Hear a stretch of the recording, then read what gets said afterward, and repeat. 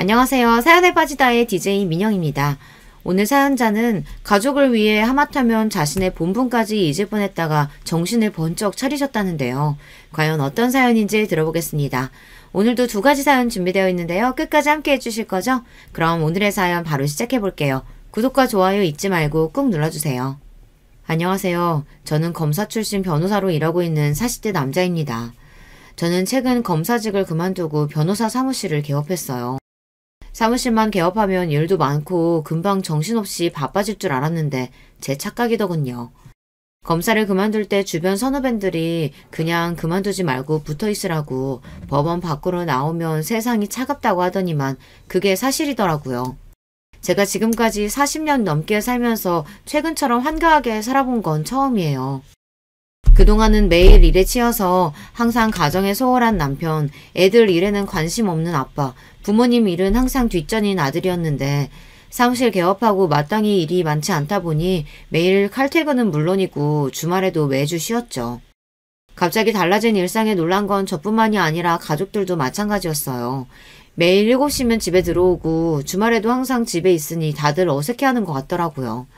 한가해진 제 모습에 아이들은 좋아했지만 아내와 부모님께서는 걱정을 하셨습니다. 이번 주도 일이 별로 없어? 자꾸 이래서 사무실세나 제때 낼 수 있는 거야? 그러게 당신이라도 그냥 직장에 붙어있으라니까. 변호사 사무실은 뭐 아무나 하는 줄 알아. 아내가 하는 말도 이해가 되는 게 아내는 약사예요. 아내도 본인이 약국을 운영하다 보니 수입이 불규칙합니다. 그런 와중에 저까지 잘 다니던 직장을 때려치우고 사무실을 내버렸으니 걱정이 이만저만이 아니었죠. 그럼 내가 대책도 없이 그만뒀을까봐? 나도 다 생각이 있으니까 걱정하지 마. 검사로 일할 때는 애들한테 신경 안 쓴다고 매일 다른 아빠하고 비교하더니만 이제야 좀 아빠 노릇 하려니까 왜 또 잔소리야. 애들하고 시간 많이 보내는 거야 좋지만 가장이 일은 해야지. 왜 그렇게 사람이 중간이 없어? 이렇게 한가한 것도 잠깐이야. 이제 조금 있으면 입소문 나서 금방 또 바빠질 거야. 그때 가서 또 애들하고 시간 안 보내니 어쩌니 그러지 말고 지금이라도 그냥 좀 쉬게 놔둬. 그때까지만 해도 시간이 지나면 금방 알아서 일이 잘 풀릴 줄 알았어요. 물론 저도 아내의 잔소리가 다 듣기 싫었습니다. 저도 지난 15년 동안 하루도 쉬지 않고 일만 하며 살았는데 적어도 몇 달은 여유 좀 부려도 되는 거 아닌가 싶어서요. 그런데 생각보다 입소문이 나는데 시일이 걸리더군요. 저는 변호사 사무실을 개업한 지 석 달이 넘도록 제대로 된 사건 하나 맡지 못하고 사무실에 파리만 날리고 있었어요. 모아둔 돈에 퇴직금까지 다 투자해서 사무실을 얻은 건데 이러다 망하면 어쩌나 싶더군요. 불안했던 저는 여기저기 변호사 동료들을 만나며 이런저런 정보를 얻으러 다녔어요. 그런데 이쪽 사정도 몇 년 전과는 많이 달라졌더라고요. 로스쿨 생기고 나서 워낙 젊은 변호사들이 많이 생기니까 이 시장도 많이 변했어. 우리도 가만히 넋 놓고 있으면 안 되고 여기저기 사람들도 많이 만나면서 영업도 해야 돼. 뭐 영업? 아무리 시장이 변했다고 해도 그렇지 여기저기 돌아다니면서 명함이라도 뿌리라는 거야? 친구들의 이야기에 저는 놀라 말문이 막혔습니다. 로펌도 워낙 많아지고 로스쿨 졸업생들이 늘어나면서 변호사들이 전보다 많이 힘들어졌다는 거야 알고 있었어요. 하지만 이 정도로 힘들 줄은 몰랐어요. 너희 아버지 제약회사 임원으로 퇴직하셨잖아. 그럼 병원이나 약사들 아는 사람 많으실 거 아니야. 그쪽으로 한번 제대로 소개받아서 영업해봐. 요즘은 이것저것 기웃거리면서 일거리 찾아다니는 것보다 전문 분야 하나 뚫어서 일하는 게 제일이야. 현재 변호사로 사무실을 개업해 일하고 있는 친구들 이야기를 듣다 보니 제가 현실을 제대로 알지 못한 채 무작정 사표를 내고 나왔구나 그런 생각이 들더라고요. 친구들 말처럼 저는 우물 안에 개구리가 맞았습니다. 법조인이면 학교에서 배운 대로 세상을 조금 더 나은 세상으로 만들고 정의 구현에 힘쓰는 일이라고 생각했는데 아니었어요. 검사든 변호사든 처자식의 생계가 달린 일이니 먹고 살려면 뭐든지 해야 하죠. 저는 친구들의 조언을 받아들여 그 주 주말에 아이들을 데리고 본가에 갔습니다. 친구 녀석들에게 들은 대로 아버지께 도움을 받고자 해서요. 하지만 그 또한 쉽지만은 않았습니다. 저희 아버지께서 보통 고지식한 게 아니에요. 사실 청렴하고 윤리적인 걸로 따지면 제가 아니라 저희 아버지께서 법조인이 되셨어야 해요. 그 정도로 앞뒤 딱 막히고 융통성 없는 걸로 유명해서 법 없이도 살 뿐이셨죠. 어려서부터 아버지는 우리 집의 가장이나 왕이나 다름없었어요. 워낙 고지식하고 본인만의 철학이 확실한 분이다 보니 자식뿐만 아니라 어머니까지 아버지의 말대로 하지 않으면 난리가 났죠. 제가 검사가 됐던 것도 동생이 일찍 시집을 간 것도 다 아버지의 계획이셨어요. 우리 집의 모든 일은 아버지의 결정으로 이루어지지 않은 게 없을 정도로 하나부터 열까지 다 아버지의 생각대로 움직여야 했어요. 사실 저는 검사보다 학교 선생님이 되고 싶었어요. 그래서 교대에 가려고 했는데 아버지의 반대로 법대에 가야 했습니다. 네 성적이면 법대 들어가고도 남을 실력인데 아깝게 교대는 무슨 교대야? 괜한 소리 하지 말고 아버지가 시키는 대로 법대 들어가서 군 제대하자마자 사법고시 준비해. 지금이야 나이도 먹고 제 가정도 생겼으니 아버지의 말에 한마디 토라도 달 수 있지만 어린 시절부터 학창시절까지는 아버지가 무서워서 제 생각을 제대로 이야기하지도 못했어요. 그래도 애가 고등학교 1학년부터 3년 내내 지망학교로 교대라고 쓸 만큼 선생님이 하고 싶다는데 자기가 하고 싶은 대로 좀 하게 놔둬요. 그전까지 아버지에게 찍소리도 안 하시던 어머니마저 제 꿈을 위해 처음으로 아버지에게 반기를 드셨지만 통할 리 없었습니다. 고등학교도 간신히 졸업한 당신이 뭘 한다고 떠들어? 내 아들은 내가 잘 알아. 오태영, 내 아들은 앞으로 큰일 할 녀석이야. 좁아터진 학교에 있기는 아까운 놈이라고. 40년 넘게 평생 직장생활만 하셨던 아버지는 당신이 평생 남의 밑에서 회사만을 위해 젊은 날을 바치며 살아온 게 가장 큰 후회가 된다며 저에게는 항상 남자는 사회에 큰 업적을 남길 수 있는 큰 사람이 되어야 한다고 하셨어요. 그게 바로 검사였죠.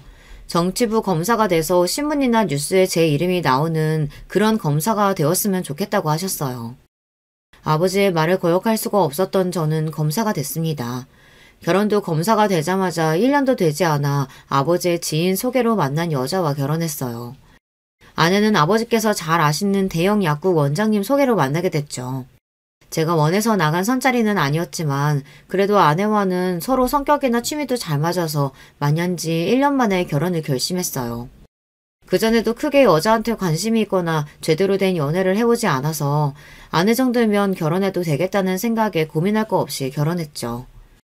그때까지도 아버지는 제 인생의 가장 큰 결정권자였고 그 점에 저도 불만이 없었습니다. 그런데 제가 검사를 그만두겠다고 했을 때 아버지와 꽤 오래 실랑이를 벌였어요. 저는 이미 회의감이 들 정도로 검사라는 일에 정이 떨어진 상태였고 아버지는 그런 제 마음을 이해해 주실 리 없었습니다. 사표는 절대 안 돼. 너 사표 내는 날에 이 아버지랑 2년 끝나는 줄 알아? 아버지 직장 다닌 거에 비하면 얼마 안 되지만 저도 15년 넘게 검사로 살았어요. 이 정도면 저도 할 만큼 했다고 생각해요. 제가 원하던 일은 아니었어도 신입 검사 시절에는 나쁜 놈들 감옥에 보내며 희열을 느끼기도 했습니다. 그런데 연차가 점점 쌓일수록 검사라는 게 항상 바르고 옳은 일만 할 수 있는 사람이 아니구나. 이런 걸 점차 깨닫게 되면서 이 일에 회의감이 들었어요. 어느 순간 이러다가 내가 검사가 아니라 범죄자에 더 가까운 인간이 될 수도 있겠다는 생각에 겁이 확 들더라고요. 그래서 그만두게 된 거예요. 아버지에게 보여주기 위해서라도 더 변호사로서 확실한 입지를 다지고 싶었던 건데 제 생각처럼 일이 잘 돌아가지 않으니 결국엔 아버지께 도움을 받고자 찾아갔습니다. 아이들을 데리고 간 이유는 저 혼자 가면 아버지께서 저와 절대 마주 앉아 식사도 안 하시려고 하셔서 애들을 데리고 간 거예요. 애들이라도 데리고 가면 아버지께서 손주들 왔다고 반겨주시고 같이 앉아서 식사라도 하시거든요. 그러니까 네 말은 지금 나더러 내 아들 변호사 됐으니 일 좀 달라고 친구들한테 구걸이라도 하란 소리냐? 역시나 아버지는 제 입에서 아시는 분들을 소개해달라는 말이 나오자마자 눈을 크게 뜨시고 원성을 높이셨어요. 아버지, 그런 말이 아니고요. 변호사는 특정 전문 분야가 있으면 홍보하는 데 더 좋다고 해서요. 이 기회에 아버지 주변 분들 제가 도와드릴 수 있으면 더 좋잖아요. 아이고, 기껏 나라에 보탬되는 일 하라고 평생 뒷바라지 해뒀더니만 이제는 아예 장사꾼이 됐어.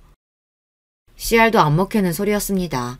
아버지는 제가 검사로 있는 지난 15년 동안 주변에서 별의별 부탁을 받았어도 저를 생각해서 한 번도 제게 부탁을 해본 적이 없다고 하셨습니다. 내가 지금까지 네 검사 인생에 조금이라도 문제 생길까봐 얼마나 조심하면서 살았는데 너는 자존심도 없이 나더러 남들한테 일 달라고 부탁이나 하러 다니라는 거냐? 평소 같으면 아버지가 그 정도 하시면 저도 더 말하지 않았을 텐데 그날은 유독 저도 기분이 안 좋기도 했고 속상해서 말이 좋게 나가지 않았습니다. 제가 지금까지 아버지가 시키는 대로 다 하면서 살았는데 아버지는 이 정도 부탁도 못 들어주세요? 알겠어요. 저도 더는 아버지가 시키는 대로 안 할 거니까 그런 줄 아세요. 아버지와 제 사이가 틀어지기 시작한 건 그때부터였습니다. 저도 처자식이 있고 나이도 들었으니 이제 아버지께서 저를 이해해 주실 줄 알았는데 아버지의 마음은 달랐나 봐요.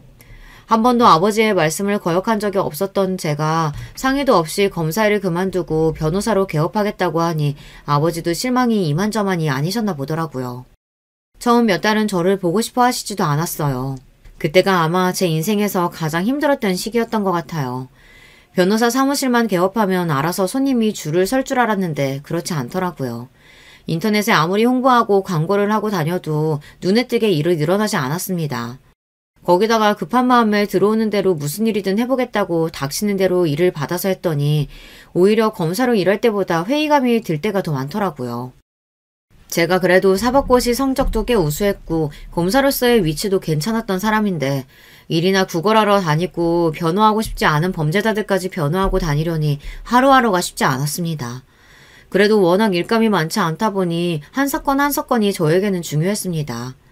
회의감이 들든 자괴감이 들든 들어오는 대로 열심히 하다 보면 언젠가는 변호사로서도 자리를 잡을 수 있는 날이 올 거라고 기대했어요.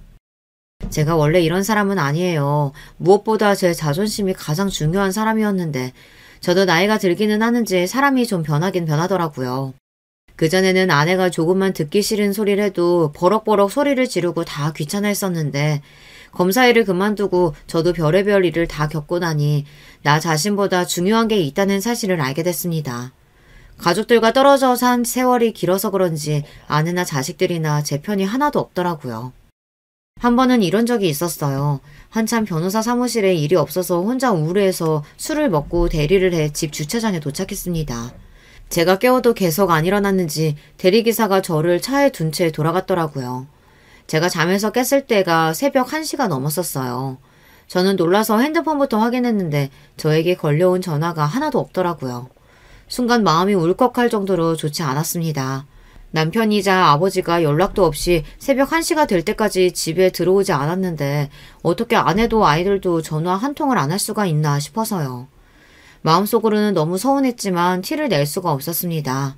별거 아닌 일에 남자가 너무 쪼잔하게 구는 것 같아서요. 그런데 더 충격적이었던 건 그 다음 날이었습니다. 새벽에 들어가 샤워까지 하고 잠이 들었는데 다음날 아무도 저에게 어제 몇 시에 들어왔는지 물어보지 않더라고요. 순간 저도 모르게 기분이 상해서 혼자 괜히 궁시렁거리게 됐어요. 아빠가 어제 저녁에 늦게 들어왔는데 어떻게 한 놈도 연락을 안 할 수가 있어? 당신도 그래. 남편이 새벽까지 안 들어왔는데 잠이 와? 쪼잔해 보일까봐 서운한 티를 최대한 안 내려고 했는데 결국은 제 입으로 이야기하고 말았어요. 그런데 아내와 아이들의 반응이 오히려 놀라웠습니다. 이 사람이 새삼스레 왜 이래? 결혼하고 지금까지 10년 넘게 같이 사는 동안 당신이 언제 나한테 몇 시에 들어왔냐, 몇 시에 잤냐 한 번이라도 물어본 적 있어? 내내 남처럼 살아놓고 이제 와서 왜 친한 척이야, 어색하게. 자고로 부모는 자식의 거울이라 했어. 아빠는 지방 있는 동안 내 생일날도 한 번도 전화 안 했으면서 내가 아빠 들어왔는지 안 들어왔는지 확인까지 해야 돼? 그러게. 너희 아빠 웃긴다. 회사 그만두는 것도 일절 상의도 없이 마음대로 정한 사람이 갑자기 귀찮게 왜 저런다니? 내가 놀면서 그랬어? 일이 바쁘니까 그런 거지. 사람이 농담 한 번 한 거 가지고 괜히 왜 정색하고 그래. 생각지도 못한 아내와 아들의 반응에 저는 너무 무안해서 괜히 큰 소리를 냈어요. 사실 저도 다 압니다. 제가 검사 일을 하는 동안 너무 바빠서 아내 혼자 아이들을 다 키웠어요. 심지어 검사 일이라는 게 직업을 많이 옮겨 다니기도 해서 둘째 돌 지났을 때부터 학교에 들어갈 때까지는 제가 지방에 있는 바람에 아내가 혼자 애 둘을 키웠습니다. 그때 아내와 정말 많이 싸운 것 같아요. 주말에도 일이 많으면 올라오지 못해서 2주에 한 번 집에 올까 말까였는데 오랜만에 만나서도 얼굴만 보면 서로 싸워서 한 번은 제가 한 달 동안 집에 안 올라온 적도 있었어요. 그런데 그때 하필이면 둘째가 열감기가 심하게 걸려서 아내가 혼자 고생했나 봐요. 그때부터였던 것 같아요. 아내가 저를 남보듯 하기 시작한 게요. 아빠, 그냥 할 말 없으면 말하지 마. 지난 몇 년간 아빠 지방에서 이런다고 엄마가 혼자 얼마나 고생을 많이 했는데 미안한 줄도 모르고 아직도 그렇게 일핑계만 대? 엄마는 뭐 일 안 하고 놀았냐? 딸까지 나서서 저에게 뭐라고 하는데 말문이 턱하고 막히더군요. 처음엔 이 집에서도 내 편이 아무도 없구나 싶은 마음에 서운하다가 순간 정신이 번쩍 들었어요. 마치 지금의 제 모습이 예전에 저희 아버지를 보는 것 같아서요. 어머니도 저도 동생도 아버지와 말이 통하지 않아 언젠부턴가는 아예 말도 안 하고 눈도 제대로 마주치지 않고 한 집에 살아도 남처럼 지냈거든요. 지금 생각하면 제가 너무 생각이 없었던 것 같아요. 아내는 혼자 약국에 출근하면서도 애 둘까지 키우느라 고생이 이만저만이 아니었을 텐데 당시에 저는 제 일이 너무 많고 잠도 제대로 못 자가며 일한다고 매일 힘들다고 짜증만 부렸던 것 같거든요. 저는 절대 아버지 같은 남편, 아버지가 되고 싶지 않았었는데 어느새 저도 아버지와 똑같은 어른이 되어 있었어요. 그제야 그동안 제가 얼마나 잘못하고 살았는지 뼈저리게 느끼게 됐습니다. 그러다 보니 어떻게든 제 힘으로 더 성공하는 모습을 가족들에게 보여주고 싶었어요. 그리고 전과는 달리 좋은 아빠, 좋은 남편이 되고 싶었어요. 그런데 그것도 쉬운 일은 아니더군요. 사람이라는 게 다 때가 있는 거더라고요. 저 나름대로 아내에게 전보다 살갑게 대하고 아이들과도 잘 지내보려고 노력했지만 이미 서로의 마음에 쌓인 서운함과 실망감이 쉽게 해소되지는 않더라고요. 그래도 저는 끝까지 포기하지 않고 앞으로 남은 인생은 일보다 아내와 아이들을 위해 살겠다 다짐했어요. 평소 안 하던 짓을 갑자기 한다는 게 저로서도 쉬운 일은 아니었습니다. 하지만 몇 년 후 아이들이 모두 다 성인이 돼서 독립해 나갈 때 후회하지 않는 삶을 살기 위해 노력하기로 했습니다. 저는 주어진 대로 일도 열심히 하면서 가정에도 소홀하지 않기 위해 퇴근하고 집에 돌아오면 아내와 함께 저녁 준비를 했어요. 주말에는 무슨 일이 있어도 가족들과 시간을 보냈습니다. 처음엔 낯설어하던 아내와 아이들도 제가 노력하는 모습을 보고는 조금씩 마음을 여는 것 같았습니다. 제가 노력하니 확실히 많은 게 달라지더라고요. 전에는 내가 나가서 뭘 하는지 언제 들어오는지 감심도 없던 가족들이 먼저 저에게 전화도 하고 주말에 같이 영화를 보러 가자고 하기도 했어요. 소소한 변화들이 저도 좋았습니다. 검사로 바쁘게 살 때는 제 가정보다 밖의 세상이 더 중요했어요. 말도 못하는 아이들에게 신경 쓰는 것보다 하루라도 빨리 검사로서 인정을 받는 게 더 중요한 제 목표라고 생각하고 살았습니다. 더군다나 그때는 매일 신경이 날카롭게 예민해져 있었고 뭘 해도 행복하지가 않았어요. 그런데 지금은 일이 잘 풀리지 않아도 가족들과 매일 일상을 함께 공유하는 것만으로도 스트레스가 풀리고 주말이 기다려지기도 했습니다. 길에서 맛있는 걸 보면 아내와 아이들이 떠올라 약속이 있더라도 얼른 포장해서 집에 가지고 들어가게 되더라고요. 저도 제가 이 정도로 변할 줄은 몰랐는데 서서히 달라지는 제 모습이 싫지만은 않았습니다. 그런데 저라는 사람을 가만 보면 멀티가 안 되는 사람인 것 같아요. 하나를 깨닫고 나면 꼭 하나를 잃어버리고 말죠. 변호사 사무실을 개업한 이후 아버지와의 관계가 대면대면하게 된 이후에는 부모님께 연락도 잘 안 드리고 찾아뵙는 일도 많이 줄었어요. 사실 가도 아버지께서 저를 본체도 안 하시고 외면하시니 저도 가기 싫더라고요. 명절 때도 잠깐 가서 제사만 후딱 지내고 도망치듯 일찍 와버렸어요. 그런데 명절이 지나고 며칠 뒤 오랜만에 여동생에게 연락이 왔더라고요. 오빠 너무하는 거 아니야? 아무리 바빠도 그렇지 명색이 명절인데 제사만 지내고 후다닥 갔다며? 나도 오빠한테 할 얘기 있어서 이번엔 좀 얼굴 보나 했더니 변호사 돼도 바쁜 거 똑같네 뭐. 그동안 제가 제 처자식 신경 쓸 겨를도 없이 살았었는데 동생이라고 달랐겠습니까? 이미 시집가서 애까지 낳고 사는 동생 안번까지 묻고 살 정도로 한가하지 않았었죠. 아버지가 나만 보면 으르렁거리시는데 가시방석 같아서 더 앉아있을 수가 있어야지. 근데 너는 나한테 무슨 할 말 있는데? 여동생은 사회생활도 안 해보고 일찍이 시집 가서 세상 물정을 잘 몰라요. 그래도 다행히 매제가 사업도 하고 집안도 괜찮아서 어려운 일 없이 잘 사는 걸로 알고 있었죠. 그런데 여동생이 뜬금없는 소리를 했어요. 오빠도 이제 변호사 사무실 개업했으면 이혼소송 같은 것도 변호하고 그런 거야? 결혼한 여동생 입에서 이혼 소리가 나오는데 반가울 오빠가 어디 있겠어요. 저는 얘가 갑자기 무슨 소리를 하는 건가 싶어 왜 그러냐고 물었습니다. 당연히 이혼소송도 하지. 근데 네가 이혼소송은 왜 궁금해하는데? 엄마한테 듣기로는 김서방이 매일 술만 많이 먹고 다닌다던데 혹시 무슨 문제 있어? 아니, 문제는 무슨. 그냥 친구 중에 물어보는 애들이 있어서 물어봤어. 나중에 만나면 다시 물어볼게. 싱겁기는. 오빠 요즘 엄청 열심히 일하고 있으니까 주변에 변호사 필요하다는 사람 있으면 무조건 소개해. 참, 매제는 사업 잘 돼가지? 매제한테도 사업하는데 힘든 점 있으면 바로 연락하라고 하고. 그 사람이 하는 일이야 항상 똑같지 뭐. 그리고 오빠, 아버지 요즘 소화도 자꾸 안 된다고 하시고 두통도 심하다고 해서 다음 주에 검사 받으려고 병원에 예약해뒀어. 시간 나면 한번 찾아뵙던지 전화라도 드려. 명절이라고 며칠 전에 다녀왔는데 뭘 또 가. 그리고 아버지가 머리 아프다고 하는 게 뭐 하루 이틀이야. 우리 마음에 안 드실 때마다 머리 지끈지끈하다고 원래도 진통제 달고 사시잖아. 그랬습니다. 바로 며칠 전 명절에 갔을 때도 저에게 일은 좀 많냐고 물으시길래 이제 조금씩 늘어나고 있다고 했더니만 양손으로 머리를 부여잡으시면서 짜증부터 내셨어요. 저 때문에 속이 답답해서 죽겠다고요. 그러게 그냥 직장에 붙어있다가 때 되면 승진해서 부장 되면 얼마나 좋아. 왜 괜한 고생을 사서 하는지 내가 요즘 너만 생각하면 잠도 안 오고 머리가 깨질 것 같다. 남들은 아들이 변호사라고 하면 좋아서 여기저기 자랑하고 다니는데 아버지는 왜 자꾸 그러세요? 검사든 변호사든 제가 다 알아서 잘하고 있으니까 괜한 걱정하지 마세요. 저만 보면 듣기 싫은 소리를 하시니 저도 더는 듣기 싫어서 아버지와 대화하고 싶지 않았어요. 동생이 아버지를 모시고 병원에 간다는 이야기도 분명히 듣기는 했지만 동생이 알아서 하겠거니 하고 일절 신경 쓰지 않았습니다. 그런데 며칠 뒤 생각지도 못한 일이 벌어졌어요. 아버지께서 동생과 병원에 가기 며칠 전 혼자서 새벽 기도를 하러 가시다가 길에서 쓰러지셔서 급하게 병원으로 실려가셨어요. 아버지의 검사 결과는 좋지 않았습니다. 원래도 당뇨가 있으셨는데 신부정 증상이 있다고 바로 입원해야 한다고 했대요. 그런데 아버지께서 입원하신 지 하루 만에 발작을 일으켜 응급수술을 하던 중 돌아가셨습니다. 정말 하늘이 무너진다는 말이 바로 이런 상황을 두고 하는 말이더군요. 저는 우리 아버지만큼은 분명 100살까지 사실 줄 알았어요. 언제나 호랑이처럼 꼿꼿하시고 무서웠던 아버지께서 이렇게 허망하게 가실 줄은 정말 생각도 못했습니다. 저는 도대체 무슨 정신으로 장례를 치렀는지 모르겠어요. 아버지가 돌아가셨다는 게 장례가 끝날 때까지 믿기지 않아 내내 멍한 상태로 있었죠.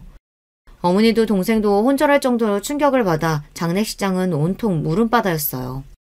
장남인 제가 누구보다 강하게 어머니와 동생을 챙겼어야 했는데 저조차도 충격에 휩싸여 아무것도 하지 못했어요. 그때 아내와 아이들이 있어서 천만다행이라고는 생각이 들었습니다. 아내는 저는 물론 어머니와 동생까지 살뜰하게 챙겼어요. 거기다가 아직 어리다고만 생각했던 아이들도 어느새 제 옆에 서서 제 손을 잡고 의젓하게 조문객을 맞았습니다. 저는 제 가족을 위해서라도 정신 똑바로 차려야겠다고 생각하고 고개를 흔들어 정신을 차렸습니다. 제 인생을 통틀어 그날이 아마 가장 후회되는 순간이었던 것 같아요. 그동안 저는 제가 잘난 인간인 줄 알았습니다. 무엇보다 강하고 무엇보다 단단한 사람인 줄 알았어요. 그런데 아니었습니다. 저는 한없이 모자라고 부족한 사람이었어요. 이 나이 먹고도 아버지에게 제대로 말 한마디 하지 못해서 대면대면한 상태로 해결되지 않은 숙제를 떠안은 채 아버지를 떠나게 했습니다. 화가 났어도 자존심이 상했어도 조금만 참고 아버지와 차분하게 이야기를 나눴어야 했는데 매일 도망만 다니고 회피했던 제가 무엇보다 싫었습니다. 아버지께서 돌아가시고 나서 저는 많은 생각을 했습니다. 평소 아버지와 사이좋은 부자관계로 지냈던 건 아니었지만 그래도 저도 슬슬 나이가 드니 같은 가장으로서 아버지의 마음이 전부는 아니어도 이해가 되긴 되더라고요. 당시에는 아버지도 모두 다 저희를 위해서 내린 결정이었을 거예요. 가족을 누구보다 아끼고 사랑하지만 그들을 진심으로 위하는 방법을 잘 모르셨던 것뿐이었죠. 아버지 유품을 정리하던 중 아버지께서 돌아가시기 전까지 적으시던 일기장을 찾았어요. 아버지께서 남기신 일기장을 읽으면 읽을수록 이게 정말 우리 아버지가 적은 게 맞나 싶었습니다. 그 정도로 아버지가 적은 내용이 아닌 것 같았어요. 일기장에는 온통 가족들을 걱정하고 위하는 마음이 그대로 담겨 있었습니다. 아내고 딸이고 둘 다 마음이 약하고 여려서 걱정이다. 그래도 아들이 있어서 다행이다. 언제나 똑똑하고 현명한 우리 아들이 어련히 알아서 아내와 태미 잘 챙길 거라 믿는다. 평생 엄마나 여동생에게 말이나 행동 모두 다정하게 구신 적도 없는 아버지였지만 그래도 항상 마음으로는 걱정하고 계셨는지 돌아가시기 직전까지 어머니와 동생을 걱정하시며 제가 알아서 잘 할 거라고 믿고 계시더라고요. 아버지의 일기장은 저의 보물 1호가 됐습니다. 아버지와 제 사이에 정이라고는 없다고 생각했었는데 그 일기장을 보고 나서는 아버지께서 저를 얼마나 소중하게 생각하셨는지 알겠더라고요. 아버지의 일기장이 효과가 있었던 게 그 전에는 나 사느라 바빠서 어머니나 동생을 돌봐야겠다는 생각조차 안 했었는데 그래도 아버지 돌아가시고 나서는 확실히 전보다 어머니나 동생이 마음이 쓰이긴 쓰였어요. 아버지 말대로 엄마나 동생 둘 다 저랑 달리 마음도 약하고 힘든 일이 있어도 잘 말을 안 하는 성격이라 제가 더 자주 챙기려고 노력했죠. 그러던 중 생각지도 못한 일이 벌어졌습니다. 그날은 어머니 생신이 지난 지 며칠 되지 않았을 때였어요. 아버지가 돌아가시고 나서 처음으로 맞는 어머니 생신이라 이래저래 마음이 쓰여서 가족들 모두를 우리 집으로 초대했어요. 어머니도 처음엔 아버지 돌아가신 지 얼마나 됐다고 생일을 챙기냐고 하셨지만 막상 집에 모두 모이니 어머니도 덜 우울해하시고 손주들 재롱에 미소도 지으셨습니다. 어머니도 어머니였지만 그날 여동생이 더 신경 쓰였던 게 동생 얼굴이 너무 좋지 않았어요. 원래도 입이 짧고 먹는 걸 즐겨하지 않는 애라 워낙 몸도 마르고 잔병치레도 달고 사는 애예요. 평소에도 컨디션이 좋을 때보다 좋지 않을 때가 많은 앤데 그날은 유독 말도 없고 힘도 없는 게 걱정이 되더라고요. 그래서 며칠 후 회사 근처에서 동생이 좋아하는 빵을 사서 퇴근길에 잠깐 들렸어요. 여동생이 다른 건 몰라도 어려서부터 빵이라면 자다가도 벌떡 일어났거든요. 일이 늦어져서 시간이 늦었길래 빵만 잠깐 주고 가려던 참이었습니다. 그런데 초인종을 눌러보니 조카가 나오더라고요. 늦은 시간인데 동생이랑 매제 둘 다 집에 없다네요. 외삼촌, 엄마 아빠가 술 마시고 온다고 해서 차 가지고 데리러 나갔어요. 늦은 저녁이긴 해도 술 먹고 취하기에는 아직 이른 시간이었는데 매제가 술을 얼마나 마셨는지 벌써 취해서 동생의 술집으로 데리러 나갔다고 하더라고요. 그 소리를 듣는데 저는 미간이 확 구겨졌습니다. 원래 결혼 초기부터 매제가 술을 좋아해서 동생이랑 자주 싸우는 건 알았었는데 애까지 낳고도 저러고 사는지는 몰랐어요. 아빠 평소에도 술 많이 먹고 들어오니? 그럴 때마다 엄마가 데리러 나가고? 오늘은 아빠가 지갑 주고 나갔다고 엄마한테 돈 가지고 나오라고 하신 거고 평상시엔 우리 잠들어야 들어와요. 아빠가 너무 시끄럽게 해서 자다가 깨기는 하지만. 아빠가 술 먹고 오면 지하 못 자게 시끄럽게 해? 나도 못 자긴 하는데 엄마는 아예 자지도 못하게 아빠가 매일 소리 지르고 혼내요. 돈 아껴 쓰라고 카드도 막 뺏고. 어른으로서 조카한테 부부 사이 일을 꼬치꼬치 물어보지 말았어야 했는데 저도 모르게 제 동생이 안쓰럽고 걱정이 되니 절로 질문이 쏟아지더군요. 시간이 꽤 늦고 조카가 하품하며 졸려하는데도 동생이 돌아오지 않길래 제가 방에 들어가 조카를 재우고 나왔습니다. 그때였어요. 동생이랑 매제가 도착했는지 현관문을 열고 들어오더군요. 저는 자리에서 일어나 현관으로 나가려고 했어요. 그런데 그때 생각지도 못한 소리를 듣고야 말았습니다. 내가 너 이럴 줄 알았어. 카드 내역 확인 안 했으면 어쩔 뻔했어. 남편은 하루 종일 나가서 개고생해서 돈 버는데 마누라라는 건 말도 안 하고 엄마 생일 선물로 30만 원을 써? 네가 생각이 있는 년이야 없는 년이야? 여보 그만해요. 애도 아직 안 잘 텐데 보기라도 하면 어쩌라고 이래요. 찰싹. 순간 저는 제가 잘못 들은 줄 알았습니다. 하지만 이 목소리는 분명 매제가 맞았어요. 매제는 제 동생이 어머니 생신 선물로 30만 원짜리 가방을 샀다는 이유로 막말을 퍼붓고 뺨까지 때리는 것 같았습니다. 저는 순간 이성의 끈이 뚝 끊어졌어요. 저는 생각할 것도 없이 그대로 현관으로 나가 언성을 높였습니다. 자네 지금 뭐 하는 거야? 설마 내 동생 얼굴에 손 찍어만 거야? 형님, 여기는 무슨 일로? 연락도 없이 어떻게 오신 거예요? 매제도 제 얼굴을 보자마자 술이 깨는지 눈이 동그래져서 놀란 눈으로 저를 쳐다보더군요. 동생도 놀라기는 마찬가지였어요. 뺨을 손으로 어루만지며 눈물이 가득 고인 눈으로 저를 바라보더라고요. 순간 저는 눈이 획 돌아버렸습니다. 형님 같은 소리 하네. 난 그깟 30만 원 때문에 아내 뺨치는 놈이랑은 형님 매제할 생각 없으니까 입 닥쳐. 태미, 너 지금 당장 짐 싸. 우리 집으로 가게. 형님, 제 말 좀 들어보세요. 형님이 무슨 소리 들으셨는지는 모르겠지만 장모님 선물 때문만 이런 건 아니고요. 이 여자가 카드값이 나와도 너무 많이 나오니까 제가 한 소리 한 거예요. 한 소리? 어떤 남편이 한 소리 한다고 아내 몸에 손을 대? 자네 사람 잘못 건드렸어. 내가 가면 안 될 거니까 그런 줄 알아. 매제가 남편감으로 좋은 놈이 아니라는 거 정도는 처음부터 알고 있었습니다. 하지만 제가 할 수 있는 일은 없었어요. 아버지께서 여자는 무조건 돈 많은 집에 시집가야 한다고 해서 매제에 대해 잘 알지도 못하는 상태에서 집안만 보고 동생이랑 선보기해서 결혼시켰거든요. 매제 아버지가 몇 년 전 아버지께서 제약회사에 있을 때 회사에 투자했던 투자자 중 한 사람이에요. 업계에서도 현금 많은 걸로 유명한 집안이라고 하더라고요. 그것만 믿고 동생을 시집 보낸 건데 동생이 결혼하고 나서부터 지금까지 옆에서 지켜보면서 저는 동생이 행복해 보인다고 느낀 적이 없었어요. 하지만 저도 못된 게 그동안은 크게 신경 쓰지 않았습니다. 부부라는 게 원래 다들 그런 거라고 생각했으니까요.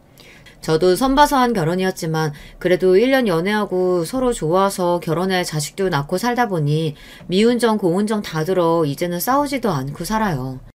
저는 막연하게 동생도 그런 줄 알았습니다. 그런데 제가 잘못 알고 있었더군요. 그날 동생과 조카를 데리고 나오면서 매제 이놈에 대해 좀 알아봤더니 질이 나쁜 놈이었어요. 심지어 동생 몸에 손을 댄 게 그날이 처음이 아니래요. 신혼 초에는 매제가 거의 매일 술을 마시고 들어와 동생도 기다리다 지쳐 일찍 잠들었는데 매번 새벽에 들어와서는 남편이 안 들어왔는데 자고 있다고 동생에게 발길질까지 했답니다. 애도 못 낳는 게 데리고 살아주면 고마운 줄 알아야지. 남편이 안 들어왔는데 코까지 골고 자고 있어? 너는 친정에서 이렇게밖에 못 배웠냐? 동생이랑 매제가 20대 중반에 결혼을 일찍 했어요. 그것도 다 아버지의 계획이었죠. 동생이 대학 졸업하고 마땅한 직업 없이 집에서 놀고 있으니 보기 싫어서 후딱 시집 보내버린 거예요. 아버지가 하시는 일에 동생네 사돈네가 필요해서이기도 했고요. 이제와 생각해보면 당시에 동생이 결혼하고 싶어 하지 않았던 것 같아요. 선보고 와서 결혼은 아직 이른 것 같다고 조금 더 생각해보면 안 되냐고 어머니에게 이야기하는 걸 저도 들은 것 같거든요. 하지만 그런 이야기를 들어줄 아버지가 아니었습니다. 오히려 아버지는 젊을 때 시집가서 자리 잡고 얌전히 애 키우고 살라고 했어요. 그렇게 부모들이 서둘러 우격다짐식으로 시킨 결혼이었으니 당연히 행복할 리 없었습니다. 제가 알기론 동생이 결혼하고도 5년 넘게 아이가 생기질 않아 엄마도 아버지도 걱정하셨던 기억이 나요. 그 이후에서야 아이가 생겨서 어머니께서 다행이라고 안도하셨거든요. 그런데 이번 일로 동생에게 들었는데 동생이 일부러 애를 가지지 않은 거랍니다. 결혼이야 부모님의 성화에 어쩔 수 없이 했지만 아이에 대한 부분은 본인도 겁이 나고 매제에 대한 확신이 없어서 천천히 가지려고 했었대요. 그런데 아이가 생기지 않자 매제가 술만 취하면 자꾸만 동생에게 언성을 높이며 아이가 생기지 않는 게 동생 탓이라고 했답니다. 특별히 병원에서 검사한 것도 아닌데 말이죠. 저는 동생의 말을 들으면 들을수록 마음이 더 답답했습니다. 너는 뭐가 부족해서 저런 놈한테 맞으면서도 참고 산 거야. 설마 애 때문에 참고 산 거야? 오빠는 나에 대해 몰라서 그런 소리 하는 거야.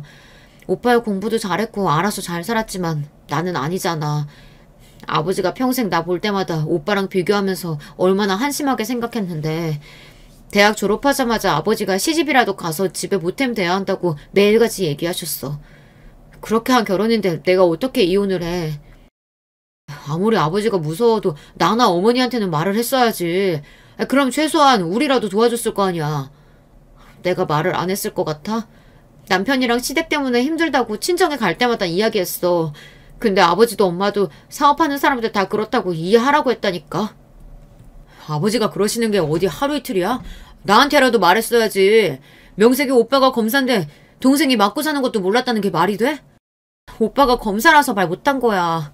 아버지가 그러시더라. 행여나 오빠 얼굴에 먹칠할 짓 하지 말라고. 저는 동생의 말에 돌아가신 아버지의 목소리가 그대로 들리는 것 같았습니다. 동생 말이 맞아요. 아버지라면 충분히 그렇게 말하고도 남을 뿐이에요. 하지만 저는 까마득하게 몰랐습니다. 동생이 결혼해 매제와 사는 동안 매일 버티며 참고 살았는데 하나밖에 없는 오빠가 전혀 모르고 있었어요. 알고 보니 동생도 매제에게서 벗어나기 위해 매제와의 문제를 부모님께 말씀드리고 이혼하고 싶다고도 말씀드렸는데 부모님께서 들은 척도 안 하셨나 봐요. 매제가 동생이 돈 쓰는 거 가지고 매번 언성을 높이고 물건을 던지기도 했는데 그런 이야기를 부모님께 할 때마다 심각하게 생각하지 않으셨대요. 오히려 한 번씩 부부싸움 하는 거 가지고 쪼르르 친정에 온다고 뭐라고 하셨답니다. 네가 얼마나 하는 짓이 마땅치 않으면 김서방이 그러겠어? 내 딸인데도 너 하는 짓 보면 나도 답답해 죽겠다. 난 김서방 그러는 거 다 이해된다. 아버지, 딸이 죽어도 그 남자랑은 못 살겠다는데 말을 꼭 그렇게 하셔야겠어요? 그 사람 나 나가서 일 못하게 하면서 돈도 하나도 안 주고 카드 덜렁 한 장만 주고는 1,000원 한 장 쓰는 거 가지고도 매일매일 간섭하고 화만 내요. 김서방이 오죽하면 그러겠냐?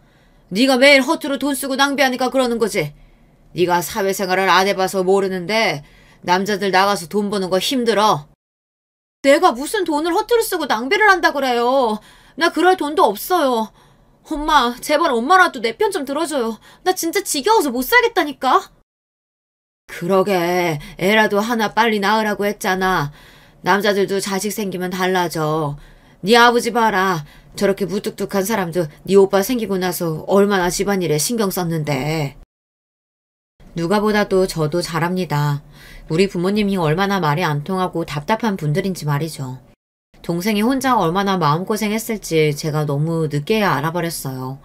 평생 내 편이어야 할 부모님마저 동생을 외면했으니 동생도 결국은 포기하고 잔뜩 기가 죽어서는 매일 당하고만 산 거예요. 저도 이제야 알게 된 거고요. 더군다나 동생이 모든 걸 포기하고 싶었던 순간 조카가 생겼답니다. 동생은 눈에 넣어도 아프지 않을 조카를 위해서라도 조카가 다 자랄 때까지만 아이만 생각하며 살자. 그렇게 그때부터 영혼은 없이 유령처럼 매제가 시키는 대로 매제가 원하는 대로 해주며 살았답니다. 저는 들으면 들을수록 매제가 한 짓이 괘씸해 참을 수가 없었어요. 며칠 뒤 저는 야심차게 준비한 복수를 매제하게 하기 위해 마음을 단단히 먹고 있었습니다. 매제도 양심에 찔리는 게 있기는 한 건지 제가 동생과 조카를 데리고 그 집을 나와 우리 집으로 오고 나자 매제는 매일같이 저에게 전화해댔어요. 형님, 제발 제 말 좀 들어주세요. 절대 그 사람 말만 듣고 저 판단하시면 안 된다니까요. 나 바로 몇 개월 전까지 검사였고 지금은 변호사야. 설마 내가 한쪽 말만 듣고 상황 판단할 것 같아? 자네는 명백히 가해자야. 그러니까 얌전히 기다려.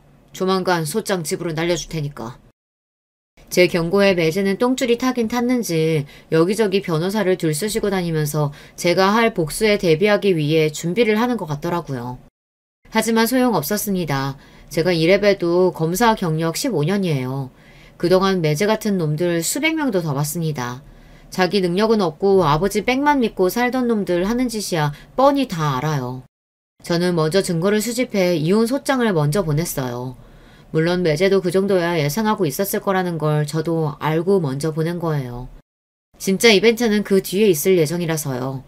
역시나 매제는 자기 아버지 뒤로 숨어서 대형 로펌의 유명한 변호사를 고용했더라고요. 그래놓고 본인은 동생을 때리거나 괴롭힌 적이 없다고 딱 잡아댔어요. 거기다가 제 동생은 결혼 생활 내내 아이 낳는 거 말고는 보탬이 된 일이 하나도 없다면서 양육권까지 가져가려고 했어요. 원래 이혼 소송이라는 게 몇십 년 같이 산 부부들도 서로를 바닥까지 끌어내리는 일입니다.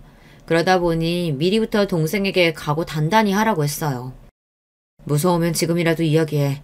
나는 이 소송 시작하면 절대 그냥은 안 끝낼 거니까. 너 이혼시켜서 애 데려오는 건 물론이고 그 자식 쫄딱 망하게 만들 거야.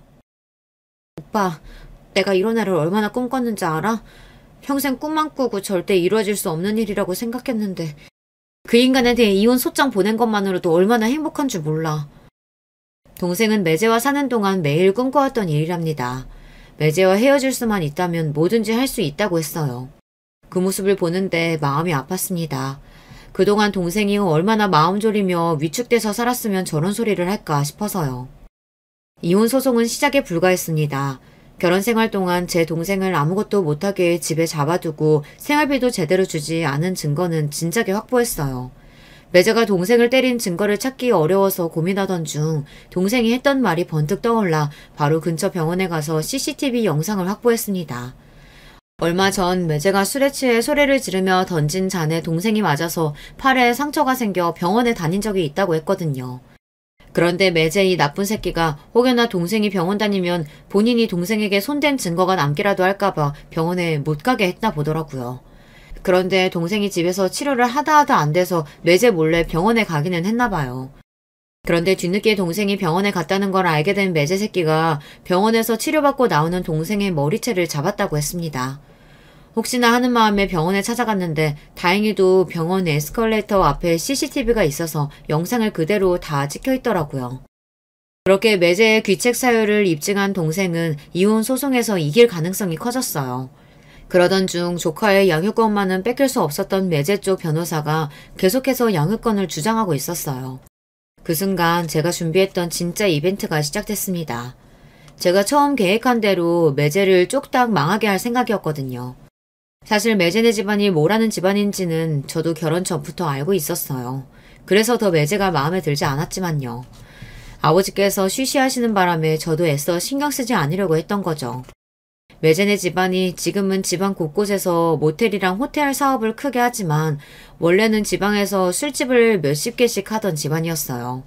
흔히들 말하는 룸살롱을 운영하다 불법 영업담 속에 여러 번 걸려서 싹 다 접고 모텔 사업으로 변경한 거예요. 원래도 돈이며 인맥이 많았던 집안이다 보니 아버지께서 여러모로 도움이 되겠다 싶어 그런 집에 동생을 시집 보낸 거예요. 그래도 새로 사업을 전향하면서 이미지도 많이 좋아지고 양심적으로 운영하는 줄 알았는데 이번 일로 매제 뒷조사를 하다 보니 구린 냄새가 나더군요. 알고 보니 매제가 사고를 쳐도 크게 치고 있었습니다. 매제 아버지에게서 물려받았다는 모텔만 잠깐 파봤는데도 이상한 점이 있었어요. 계속해서 영업도 하는 거로 나오고 세금도 꼬박꼬박 내기는 하는데 영업이익이 거의 없는 걸로 나왔죠. 더군다나 가장 이상했던 건 모텔에 방이 없다는 겁니다. 경기도 외곽의 조용한 동네에 있는 모텔인데 항상 전화하면 방이 없다고 했어요. 저는 아무래도 이상해서 매제가 운영하는 모텔 근처 관할서에 조사를 의뢰했습니다. 얼마 되지 않아 바로 매제의 뒷더미를 잡고 말았어요. 글쎄 그 모텔에서 불법으로 BJ들을 고용해서 불법 방송을 한 거예요. 심지어 남자들을 방송으로 유인해 돈까지 뜯어내는 등 별의별 짓을 다 했더라고요. 도저히 더러워서 제 입에 올리고 싶지도 않아요. 이미 피해자도 많은 사건이라 제가 손 쓰지 않아도 증거는 차고 넘쳐 매제는 바로 구속됐습니다. 덕분에 양육권은 동생에게 넘어왔어요. 지난 1년 넘게 동생과 저는 소송만 진행하느라 하루도 다리를 뻗고 잡은 적이 없었어요. 매제나 매제네 집안이나 보통 집안이 아니다 보니 혹시나 저나 동생에게 복수라도 할까봐 무서웠거든요. 그나마 다행이었던 건 매제네 아버지, 동생 시아버지께서 매제보다는 나은 분이라는 겁니다. 그 전에 술집을 하면서 불법적인 일을 저지르긴 했어도 새로 사업을 변경하면서 돈도 많이 벌고 이미지 변화에 힘쓰고 계셨는데 아들이 이런 대형 사고를 쳤으니 많이 놀라셨나 보더라고요. 저는 당연히 매제가 한 짓을 매제네 집안에서도 알고 있는 줄 알았는데 전혀 모르고 계셨는데요. 매제가 혼자 저지른 짓이었습니다. 내가 우리 며느리 볼 낯이 없어서 창피한 무릅쓰고 변호사님한테 연락했어요. 사돈이 돌아가시면서 내 딸 잘 부탁한다고 그렇게 부탁했는데 내 자식 놈이 이런 짓까지 저질렀으니 앞으로 내가 죽어서도 사돈 얼굴을 볼 수가 없네요. 혹여나 그놈 출소한다라고 해도 절대 우리 며느리랑 소녀 앞에 나타나지 못하게 할 테니 걱정하지 말고 마음 놓고 살라고 전해줘요. 힘든 일 있으면 꼭 나한테 연락하라고 하고요. 그래도 매제 아버지라는 사람은 말이 좀 통하더군요. 본인 아들이 저지른 짓이니 알아서 책임지겠다고 제 동생에게 위자료도 넉넉히 지급하고 양육비도 매달 지급하기로 합의를 봤어요. 사업에 대한 부분도 불법적인 부분이 있으면 뭐든 인정하고 벌받겠다고 하셨고요. 1년 반 넘게 긴긴 싸움을 하는 동안 저도 동생도 많이 지쳤었지만 그래도 지금은 괜찮습니다. 동생과 조카도 이사해서 잘 살고 있고 동생도 새로 일자리를 구하기 위해 자격증 시험 공부도 하고 있어요. 이혼 소송을 시작할 때는 마음 약한 동생이 이 힘든 싸움을 잘 견뎌줄 수 있을까 내심 걱정했었는데 끝까지 잘 해내는 모습을 보니 대견하더군요. 그리고 가장 신기한 건 바로 접니다. 그동안 저도 많이 변했어요. 평생 앞에 주어진 일만 생각하며 앞만 바라보며 살아왔는데 동생의 일을 같이 해결하는 동안 사람이 사는 데 있어 가장 중요한 건 역시나 가족이라는 생각이 들더라고요. 아무리 바빠도 우리 가족과 동생과 조카 그리고 어머니와 함께 한 달에 한 번은 무조건 모두 모여 밥도 먹고 여행도 가고 해요. 물론 만날 때마다 티격태격 싸우긴 하지만 그래도 이제는 전처럼 서로 미워하진 않아요. 이런 모습을 하늘에서 아버지도 뿌듯하게 바라보고 계시겠지 싶습니다. 앞으로는 저희 가족의 앞날에도 꽃길만 펼쳐질 거라고 응원하는 댓글 많이 남겨주세요. 끝까지 저희 이야기 들어주셔서 감사합니다. 여러분의 가정도 언제나 편안하시길 바랄게요. 안녕하세요. 요즘처럼 오락가락하는 날씨에 괜스레 마음까지 뒤숭숭해지는 날입니다. 뭐 하나 진득하게 해봐야 하는데 날이 후덥지근하니 만사가 귀찮고 뭐 좀 해보려 문을 열고 나가면 비가 쏟아져서 하루를 망치는 것 같은 때죠. 그렇게 시시각각 바뀌는 환경에 영향을 덜 받을 수 있도록 더 굳은 다짐으로 나아가야겠다고 오늘도 마음먹어봅니다. 그래서 이렇게 무더운 날씨에도 노트북 앞에 앉아 오랜만에 타자를 띄엄띄엄 써보고 있습니다. 전부터 꼭 한번 보내보고 싶었던 사연을 쓰기 위해서요. 반갑습니다. 나이가 들다 보면 자기소개를 할 기회가 많지 않아서 뭐라고 저를 설명해야 할지 모르겠지만요. 저는 60대 초반의 평범한 여성입니다.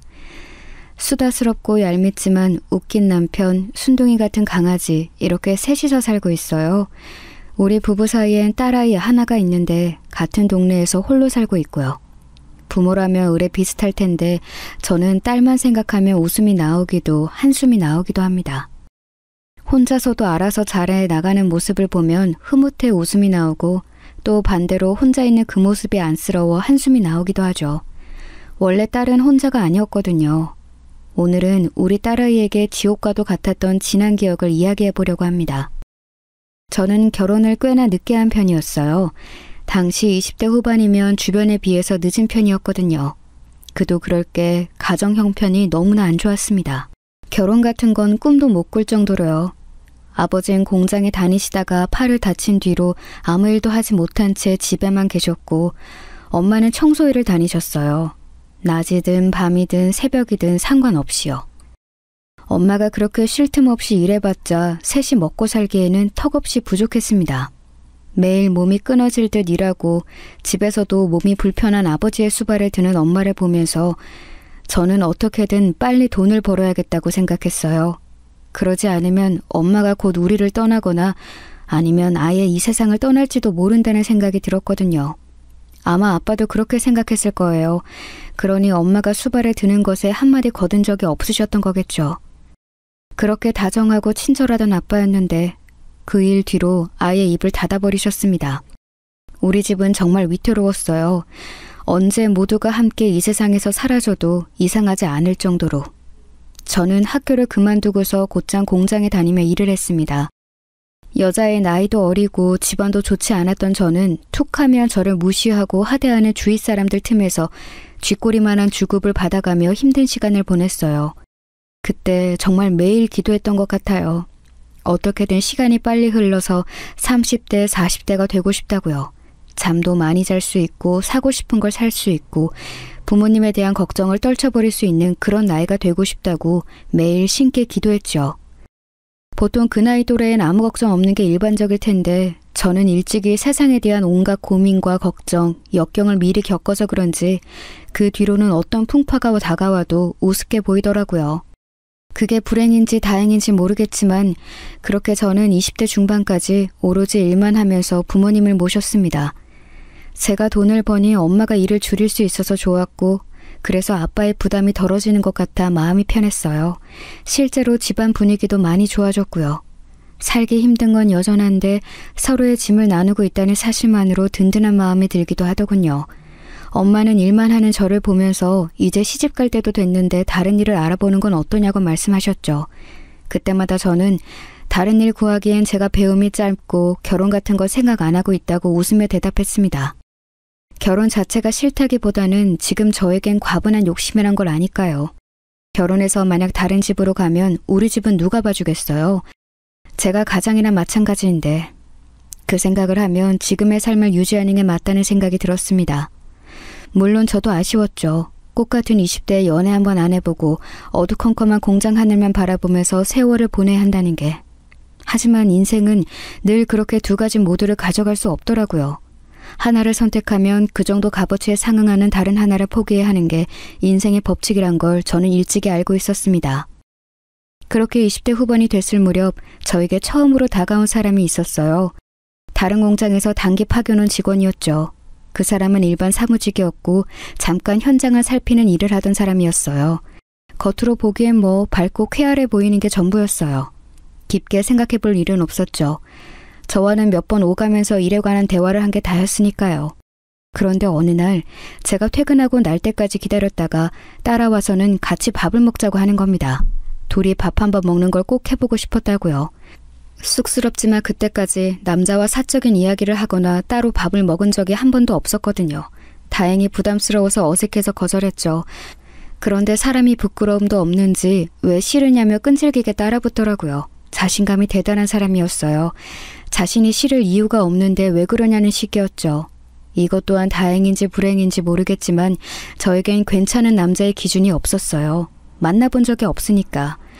그러다 보니 본인의 입으로 자신이 괜찮다고 대놓고 이야기는 그 사람의 말을 쉽게 믿게 된 거죠.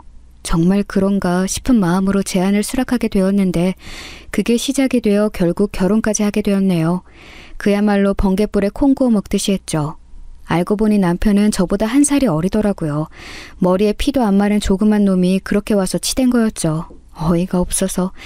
나이를 알고 결혼이 망설여졌지만 남편은 뭔가 확신이 든다고 했어요. 저와 달리 남편은 여러 사람을 만났었고 결혼에 대한 생각도 늘 진지하게 하고 있었다고 했거든요.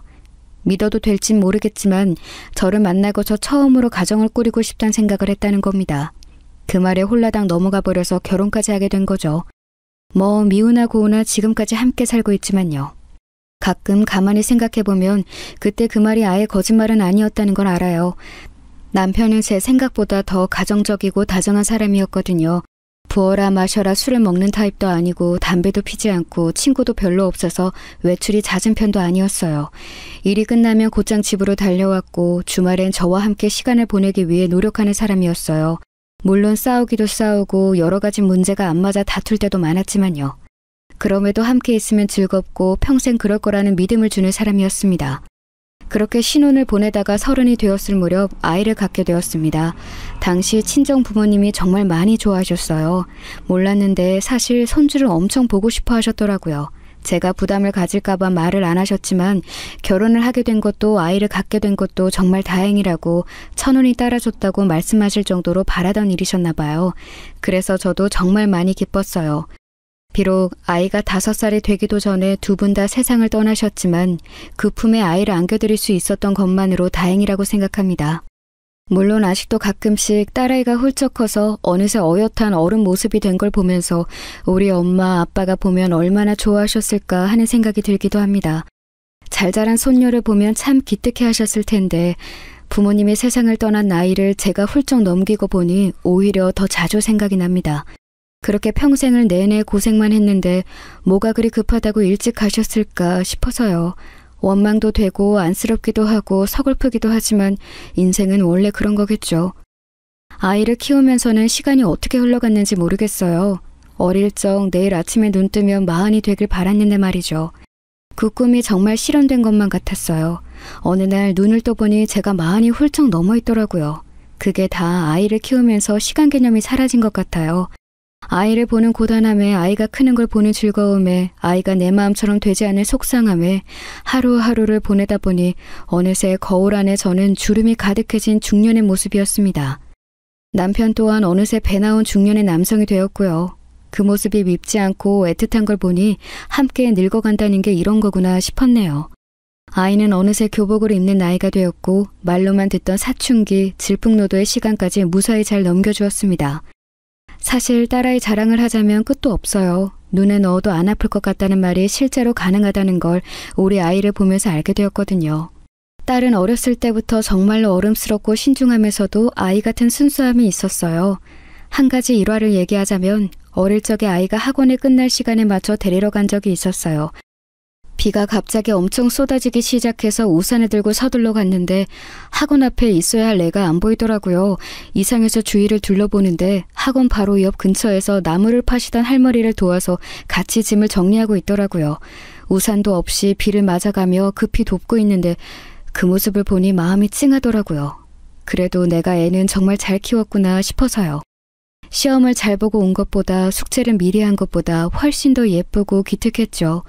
그래서 저도 같이 가서 짐을 정리해드리고 나물을 왕창 사서 집에 돌아가 함께 오순도순 비빔밥을 해먹었던 기억이 나네요. 사실 우리 집 형편은 예전보다 나아지긴 했지만 그래도 여유로운 편이 아니었어요. 아이가 생긴 뒤 저는 일을 그만뒀고 남편 벌이로만 생활해서 넉넉지 않았고요. 애가 좀 컸을 때부터는 뭐라도 해야겠다 싶어서 마트 캐시어, 백화점 청소, 주방일 등 안 해본 게 없었어요. 그러다 정착한 게 목욕탕 세신사 일이었습니다. 일은 힘들었지만 그래도 재밌었어요. 처음 보는 사람들과 이야기 나누는 것도 그렇고 일을 하고 나면 개운하기도 하고요. 남편도 공장일을 그만둔 이후로 인쇄소를 열었고요. 무엇 하나 쉬운 일이 없었지만 그래도 정말 열심히 살아왔어요. 지쳐서 그만두고 싶을 때마다 저를 단단히 붙잡는 건 가족이었죠. 가족이 있으니까 가족을 위해서라도 더 악착같이 버티게 되더라고요. 우리 엄마도 그랬던 거겠죠. 매일 그렇게 초인적인 힘이 나올 수 있게 만든 이유가 가족이었다는 걸 알게 되니 어쩐지 엄마가 너무나 가련했어요. 힘이 돼서 남아있는 게 아니라 부양해야 할 가족이 있으니 남아있었다는 걸 이제야 이해하게 됐습니다. 그래서 일이 아무리 힘들어도 아이가 원하는 건 뭐든 해주고 싶었어요. 하고 싶은 공부, 하고 싶은 일, 먹고 싶은 걸 가정 형편 때문에 하지 못하는 상황만은 피하고 싶었습니다. 그래서 어릴 때부터 딸이 말하는 건 뭐든 들어주려고 했던 것 같아요. 보통 그렇게 오냐오냐 하면 버릇 잘못 든다고 하잖아요. 그렇지만 저희 딸은 그런 게 일절 없었어요. 받는 것에 기뻐하면서도 꼭 감사하다고 말할 줄 아는 아이였고 때로는 받는 걸 미안해하면서 본인이 더 잘하겠다고 말할 수 있는 아이였죠.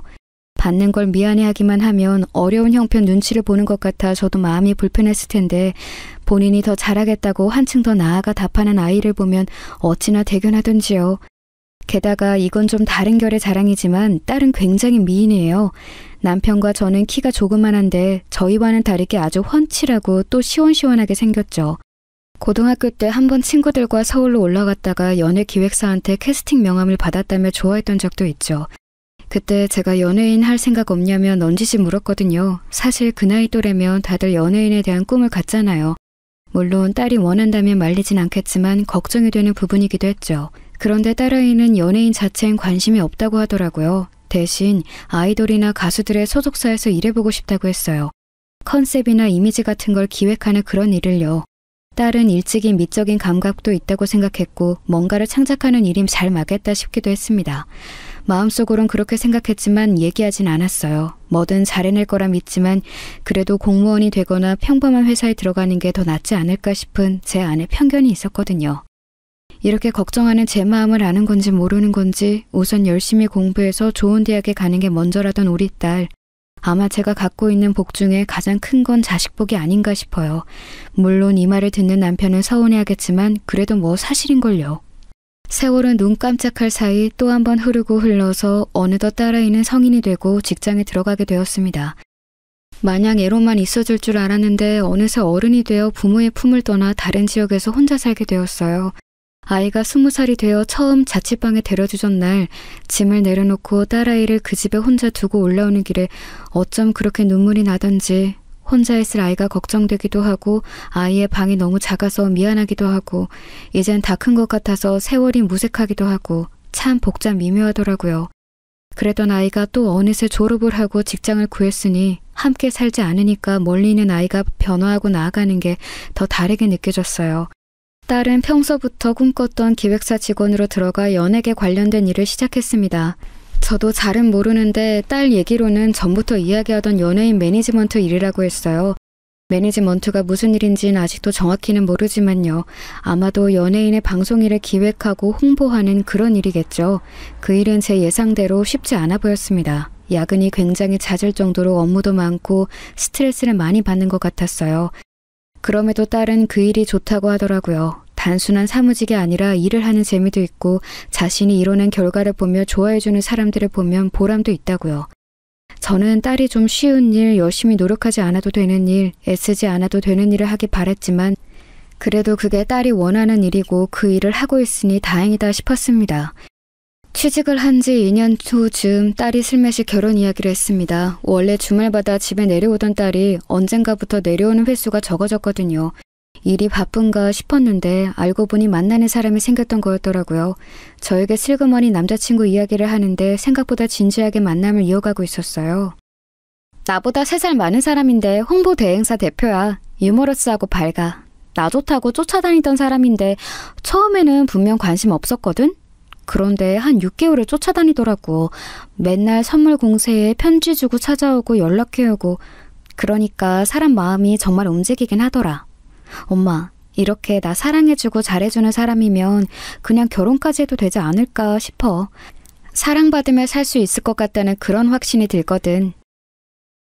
딸을 그렇게나 사랑해주는 사람이라는데 사랑받는 느낌이 들게 해준다는데 제가 더 할 말이 있을까요? 다만 딸아이가 취직한 지 얼마 안 되었고 요즘 시대에선 빨리 결혼하는 추세가 아니다 보니 조금 더 신중하게 생각하길 바랬습니다.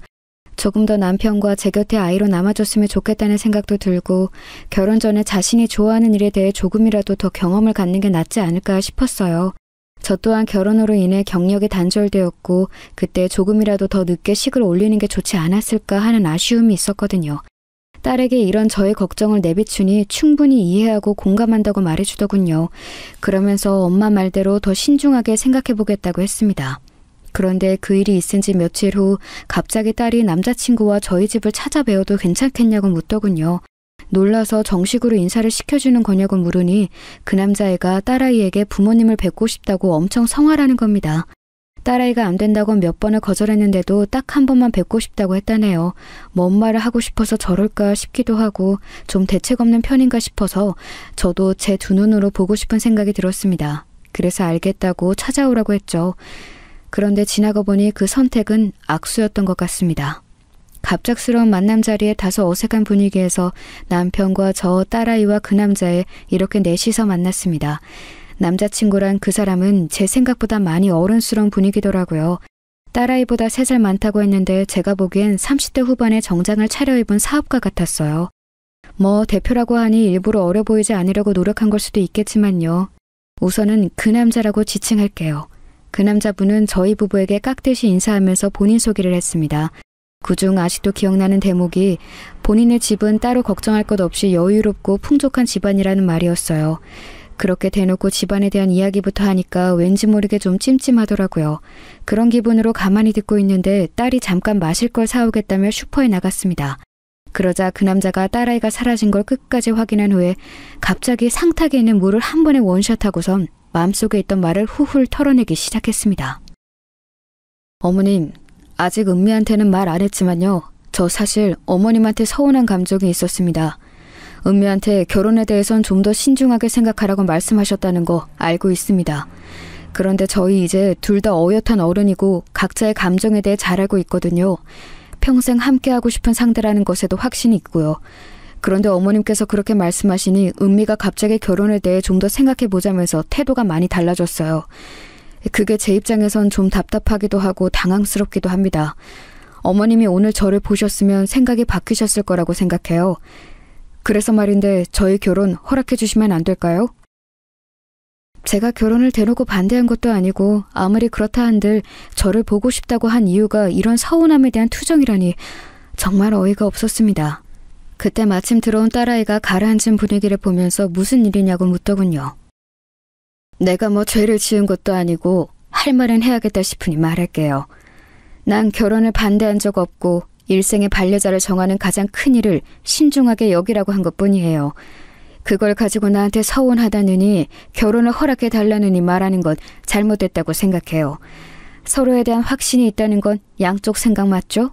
그것부터 정리해서 나한테 다시 와요. 오늘 그쪽을 보고 부정적으로 생각이 바뀐 건 사실이니까. 앞으로 더 쉽지 않아진 것 같네요. 딸은 그 남자가 독단적으로 한 얘기를 알아차리고선 화를 내며 데려나갔지요. 그 일이 있고 난 후 딸은 그 남자와 헤어졌다고 했습니다. 왠지 그 이유 중에 제가 있는 것 같아 미안했지만 그래도 그런 사람을 만나느니 헤어지는 게 낫지 않을까 싶었어요. 첫인상만으로 모든 걸 파악할 수는 없지만 적어도 그릇이 큰 사람 같지는 않았거든요. 어쩌면 잘된 일일지도 모른다며 딸아이를 위로했습니다. 그런데 그 일이 있고 난 3개월 후 딸이 그 남자를 다시 만나게 되었다는 소식을 알려줬습니다. 당황스러워서 왜 그랬냐고 물으니 헤어진 날 이후로 매일 찾아왔고 울며 불며 난리를 쳤다는군요. 그럼 오히려 정이 떨어져야지 왜 다시 만난 거냐고 물었습니다. 그랬더니 딸아이는 아마도 자기가 그 남자에 대한 감정을 정리하지 못한 것 같다고 하더라고요. 애초에 헤어진 것도 싫어서 헤어진 게 아니라 우리 집에서 있던 일로 헤어진 거였고 그렇게 매달리는 모습을 보니 사람이 할 짓이 못 되는 것 같아서 마음이 너무 아팠다네요. 애초에 결혼 생각도 없었고 연애하는 것도 두려웠던 자기였는데 이렇게까지 자신을 사랑해주는 사람 더는 못 만날 것 같다면서 우는데 제 가슴이 찢어지는 기분이었어요. 자식이기는 부모 없다고 그렇게까지 말하는데 더 이상 할 말이 없더라고요. 그 다음부터는 두 손 두 발 들고선 네가 원하는 대로 하라고 일렀습니다. 저에게 고맙다고 연신 바라더니 딸아이는 결국 한 달 후에 결혼하고 싶다는 마지막 최후의 통첩을 날렸어요. 차라리 정식적인 자리에서 소개를 받고 사람이 됨됨이를 보고 판단할 수 있었으면 저의 반대 의견도 힘이 있었을 텐데 지금 와서 반대하자니 제가 괜히 심술 부리는 부모처럼 보이는 것 같더라고요. 이렇게 미적지근하고 찜찜한 방법으로 결혼이 진행되니 기분이 정말 안 좋았어요. 그 또한 딸의 선택이고 딸의 운명이다 라며 스스로를 다독일 수밖에 없었습니다. 그렇게 딸의 결혼이 확정되고 상견례 날이 다가왔습니다. 실제로 만나보니 그 집은 아들이 가장 점잖은 거였더라고요. 시엄마 될 사람이 어찌나 그렇게 수답스럽고 가벼운지 첫 만남에 그쪽이 요즘 다니는 요가학원 선생이 이름까지 들었지 뭐예요. 시아버지 될 분도 비슷했습니다. 그래도 그분만은 초반에 정중하게 무게 잡는 듯 했지만 한번 물꼬가 트이고 나니 별 얘기를 다 하더라고요. 요즘 경제 상황이 안 좋아져서 담배도 끊을까 생각했다는 둥, 주식을 했는데 쏠쏠했다는 둥, 사적이면서도 아이들과 전혀 관계없는 이야기를 많이 해서 원래 2시간으로 예정되어 있던 만남이 4시간 반이나 걸렸습니다. 여러분은 이해가 가시나요? 아이들 이야기는 30분 하고 나머진 정말 본인들 일, 취미, 관심사, 고민 얘기뿐이었어요. 솔직히 개모임 나온 줄 알았습니다. 그러면서 또 아들 사랑이 어마어마하시더라고요. 하나뿐인 아들인데 그 나이에 벌써 대표고 또래에 비하면 벌이도 많다고요. 맞아요. 30대 초반에 그렇게 자기 일 번듯이 해나가는 청년 흔치 않죠. 그런데 그렇게 노골적으로 들으니 자꾸 거부감이 들긴 하더라고요. 그걸 티내면 안 되니 적당히 호응해줬습니다. 그런데 사위가 될 그 애가 자신의 집안이 중상충이니 뭐니 떠들어대던 말과는 상황이 조금 다르더라고요. 그럼 신혼집은 반반으로 준비하는 거 맞죠? 뭐 요즘에는 다 반반 결혼한다고 하니까요. 우리 아들은 갈수록 더 창창한 직업이라 그 발전 가능성만 보면 걱정하실 거 없어요. 이런 남편감 구하는 것만 해도 요즘엔 쉽지 않거든요. 사실 저희 집이 이러니 저러니 해도 뭘 해주고 이럴 상황은 못 되거든요. 남편 사업은 요즘 직원들 임금 주기도 어렵고 저도 코로나 때문에 미용실 접고서 쉬게 됐고요. 저희는 쓰는 게 바쁘다 보니 자식은 그냥 알아서 먹고 살았으면 하는 마음이죠. 새 신사 하신다고 들었는데 사돈댁은 노후 준비하셨어요? 아이들한테 손볼릴 스타일은 아니신 것 같은데 빨리 준비하셔야겠다. 그쵸? 제가 괜히 없는 말에 기분 나빠하고 꽁해진 게 아닙니다.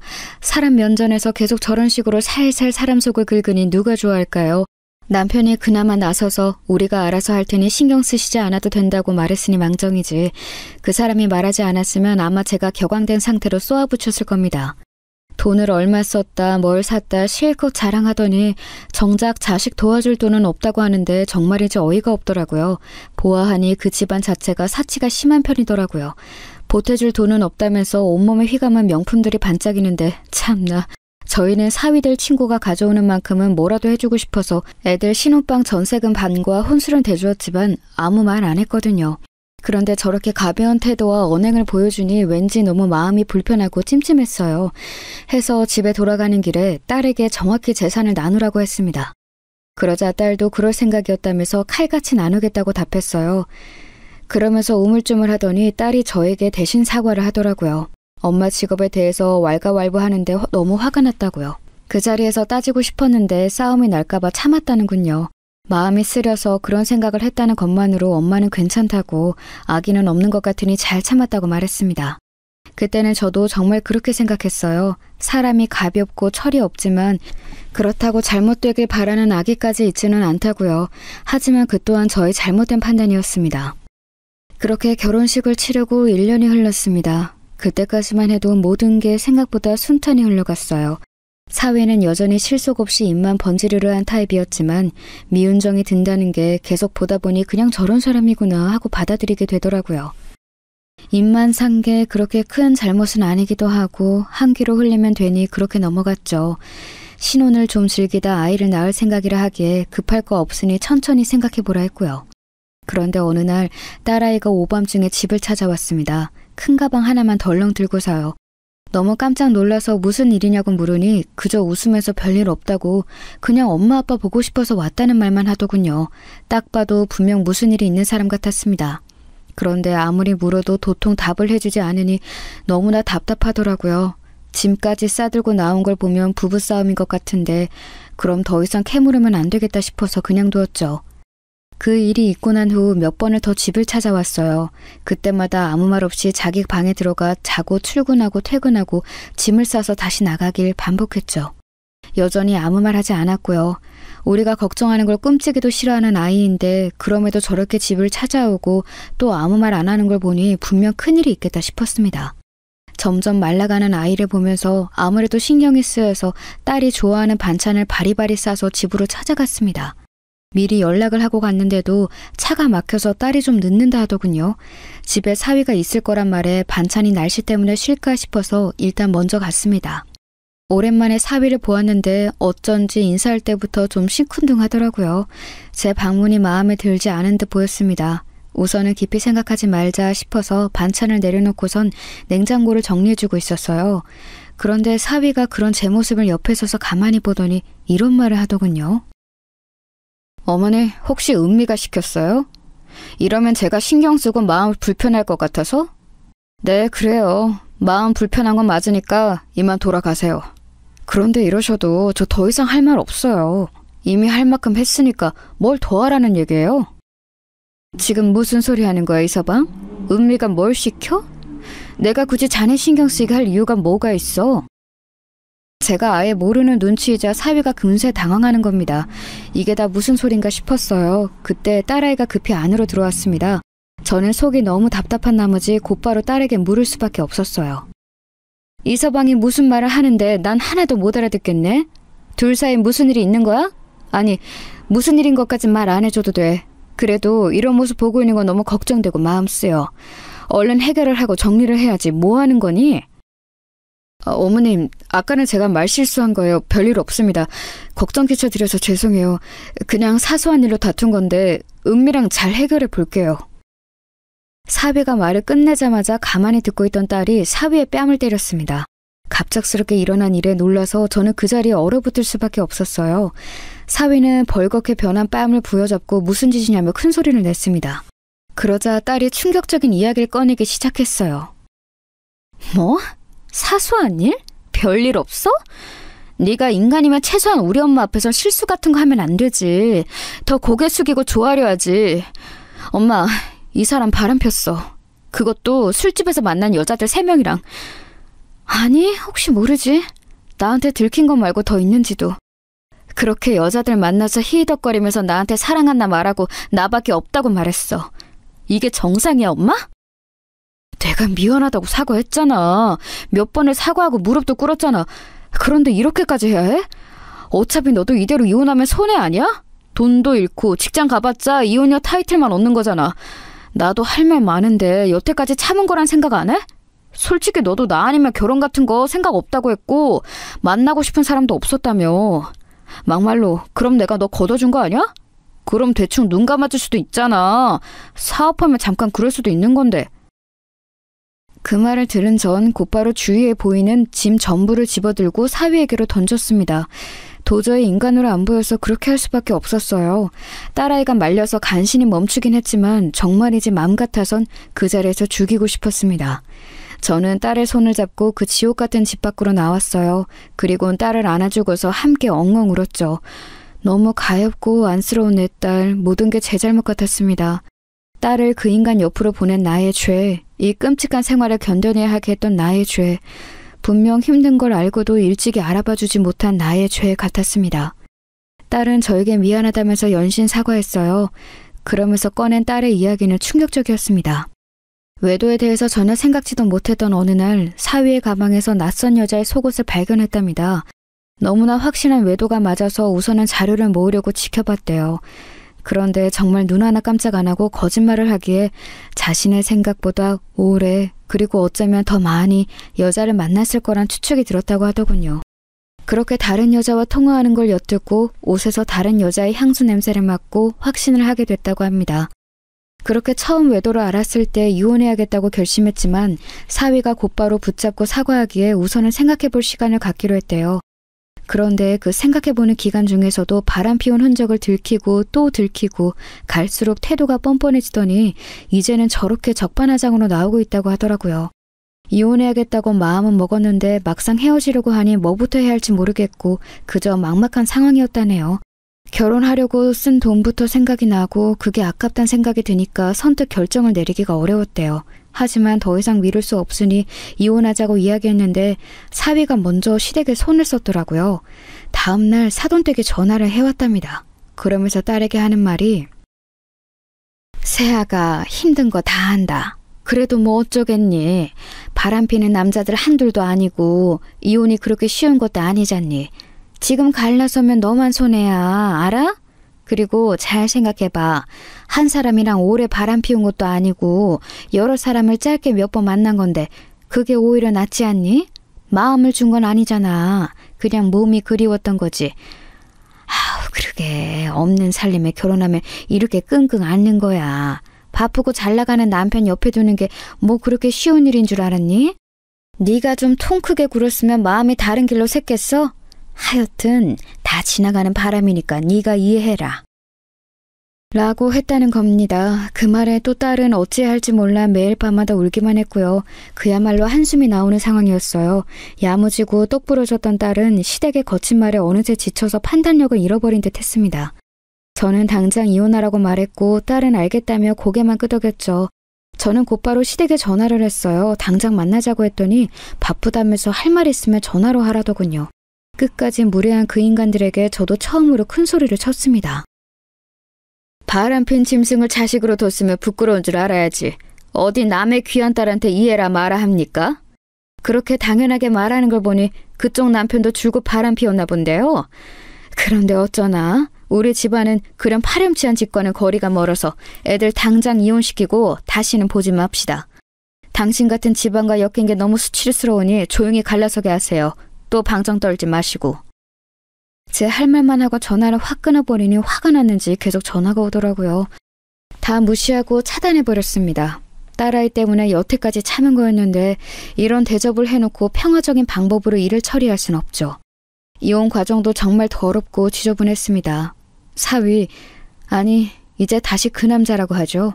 그 남자가 딸아이에게 다시 매달리면서 이혼하기 싫다고 어찌나 난리를 치던지요. 딸아이는 이번 일의 여파로 인해서 회사까지 그만두고 저희 집에 와 있거든요. 그러자 저희 집 앞까지 찾아와서 고래고래 소리를 지르고 요란 법석을 떨더라고요. 정말로 미친 사람 같아서 새 식구가 얼마나 불안해 있는지 몰라요. 한 번은 참다 못한 남편이 나가서 당장 사라지라고 혼을 내면서 밀쳤는데 그 와중에 남편 바지가랑이까지 붙들고서 제발 용서해달라고 했다네요. 확실히 정상이 아니죠. 그렇게 당당하게 나설 땐 언제고 이제 와서 또 그러는 것도 웃기고 그런다고 해서 이번에도 또 정말로 봐줄 거라고 생각하는 게 황당했습니다. 아주 상습범이 따로 없었어요. 딸이 신경 쓸까 봐 말하진 않았지만 한 번은 제가 일하는 목욕탕 앞에까지 찾아왔더라니까요. 깜짝 놀라서 그냥 쳐다보니 다가와서 그러더군요. 어머님, 제발 은미 좀 설득해 주세요. 아니, 어머님이 저 좀 용서해 주세요. 저 정말 마음 고쳐 먹었어요. 헤어지고 나니까 제가 정말로 사랑했던 사람은 은미뿐인 거 이제 알았어요. 이렇게 헤어지니까 정말 너무 힘들고 숨쉬고는 못 살 지경이에요. 다시는 한눈 팔지 않고 은미만 바라보며 살게요. 네? 제 앞에서 헛소리만 하길래 목욕탕에 들어가서 물 한 바가지를 가져와 얼굴에 뿌려버렸어요. 다시는 찾아오지 말라고. 지금까지는 그나마 남은 정 때문에 봐준 건데 한 번만 더 찾아오면 경찰에 신고하겠다고 말했습니다. 경찰이란 말이 나와서 그런 건지 그때부터 안 오더군요. 정말 끝까지 추잡스럽고 한심하더라고요. 그 일이 있고 난 후 딸은 저희의 보살핌 아래서 조금씩 나아지게 됐어요. 함께 여행도 가고 바람도 쐬러 가면서 휴식 시간을 가졌더니 점차 잘 웃고 말도 잘하게 되더라고요. 그렇게 두어 달을 쉬다가 다른 회사에 취직도 했습니다. 전보다 훨씬 더 좋은 회사고 복지나 급여 부분에서도 더 좋다고 하더라고요. 정말 다행이었죠. 이제 다시 좋아지려고, 다시 행복해지려고 모든 일이 풀리나 싶었습니다. 와중에 그 남자가 자신을 잊었냐며 몇 번 문자를 보내왔다는데 그게 싫어서 이젠 아예 번호도 바꿔버린 듯 하더라고요. 거리가 좀 멀어도 당분간은 집에서 왔다 갔다 하며 회사를 다니기로 하고요. 그렇게 3개월 정도가 흘렸을 무렵 집으로 꽃배달이 하나 왔습니다. 사실 너무 놀란 채로 받았어요. 또 그 미친 남자애가 선물을 보내온 걸까 봐요. 그럼 곧바로 찢어버리려는 마음으로 확인해 보았는데 다행히도 모르는 사람 이름으로 온 선물이더라고요. 퇴근한 딸에게 물어보니 아는 사람이 자기를 마음에 들어해서 선물을 주는 거라 하더라고요. 듣자 하니 지금 다니고 있는 회사의 대표라는 것 같았습니다. 대표인데 미혼에 젊어서 인기가 좋은 사람이라 하더라고요. 그런데 회사에서 몇 번 본 이후로 자신에게 마음을 표현하기 시작해서 사장과 직원 관계에 좀 불편하다 하더라고요. 게다가 이젠 자신을 좋다고 하면 오히려 거부감이 든다면서 이번엔 그냥 못 본 척 넘겨버리겠다고 하더군요. 부모의 마음으로서 딸이 다른 더 좋은 사람을 만나서 상처로 회복하길 바래왔죠. 하지만 이번엔 딸의 말이 이해가 갔어요. 쉽게 마음을 주는 것도 어려울 테고 애정 공세를 보이는 행동도 전 남편과 같아서 기시감이 드니 더 불편한 것도 있었겠죠. 이제는 그저 시간이 약이라는 생각에 딸아이가 하고 싶은 대로 두기로 했습니다. 그 뒤로 몇 번 더 선물이 왔고 아마 익숙하게 받는 걸 보니 뭔가 진전이 있는 듯 했지만 물어보진 않았죠. 그렇게 안정을 되찾을 무렵 저도 늘 똑같이 일터로 출근한 날이었어요. 가보니 어쩐지 익숙한 사람이 의자에 앉아있더라고요. 전 사돈댁이었습니다. 목욕탕에서 일하는 15년 동안 그렇게 화려하고 풍성하게 꾸민 머리에 화장을 하고 들어온 사람은 처음이었을 거예요. 다리를 척 꼬고서 저를 올려다보던 그 눈빛, 영락없이 그 여자였죠. 어머, 이게 누구야? 사돈댁 아니에요? 너무 오랜만이다. 이쪽에서 일한다고는 들었는데 이 집일 줄은 몰랐네. 나도 오랜만에 때 좀 밀려고 하는데 부탁해도 되죠? 아무리 일이라고는 하지만 그래도 껄끄러우실까봐. 누가 봐도 제 기분을 망치려고 온 사람이었는데 그 도발에 넘어가는 게 싫어서 알겠다 했어요.